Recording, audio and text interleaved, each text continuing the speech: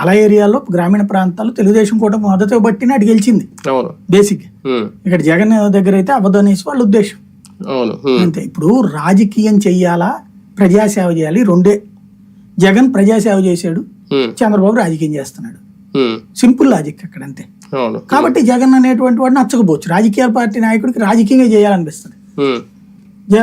ప్రజల సేవ, ప్రజా సర్వీస్, ఇదిగో ఈ సర్వీస్ చేస్తే ప్రజలకు బాగుపడతారు, ఈ సర్వీస్ చేస్తే ప్రజలకు బాగుపడతారు అనేటువంటిది దాన్ని రాజకీయ కోణంలో చేయాలనుకుంటాడు చంద్రబాబు నాయుడు.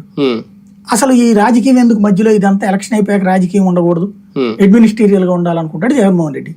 జగన్ విధానాన్ని ఓడించారు కాబట్టి, చంద్రబాబు విధానాన్ని గెలిపించారు కాబట్టి అదే రైట్ అనుకునే వాళ్ళు చంద్రబాబుతో ఉంటారు, జగన్ నుంచి యువతలకు వస్తారు. లేదు అది కరెక్ట్ కాదు, ప్రజలకు అందాల్సిన సేవ, ఇప్పుడు గొడవలు జరుగుతున్నాయి పార్టీలకు అతీతంగా అనే చోట అవతల పార్టీ వాళ్ళకి, ఇప్పుడు వైఎస్ఆర్ కాంగ్రెస్ పార్టీ వాడైతే పెన్షన్లు ఆపేయడము, లేకపోతే కనుక తెలుగుదేశం వాళ్ళ దగ్గరికి వెళ్ళి చెప్పించుకోని చెప్పడము, లేకపోతే కనుక మంచినీళ్ళు ఆపేయడం, ఇట్లాంటివి ఏవో జరుగుతున్నాయి. అట్లాంటివన్నీ ఇంతకు ముందు లేదు కదా, ఇప్పుడు జరుగుతున్నాయి. కాబట్టి రాజకీయం అంటే కక్ష సాధింపు కాదు అనేటటువంటి ద్వారా వీళ్ళు మాట్లాడగలగాలి.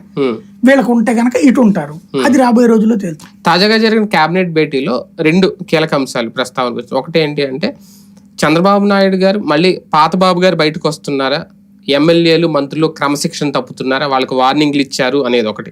అంటే ఎమ్మెల్యేలు వాళ్ళ భార్యలు కానీ మంత్రులు వాళ్ళ భార్యలు కానీ చేసిన కారణం ఏదైనా